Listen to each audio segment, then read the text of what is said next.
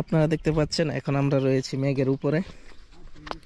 ওইদিকে প্রচুর মেঘ দেখা যাচ্ছে, আর হচ্ছে মেঘটা এসে পাহাড়ে বাড়ি দিয়ে এখান দিয়ে আবার উপর দিয়ে চলে যাচ্ছে।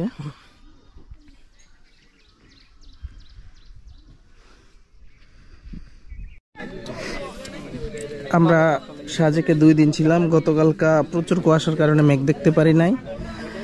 আজকে সকালে আসলাম কংলাক পাহাড়ের চূড়ায়, এখন মেঘ দেখা যাচ্ছে খুব সুন্দরভাবে।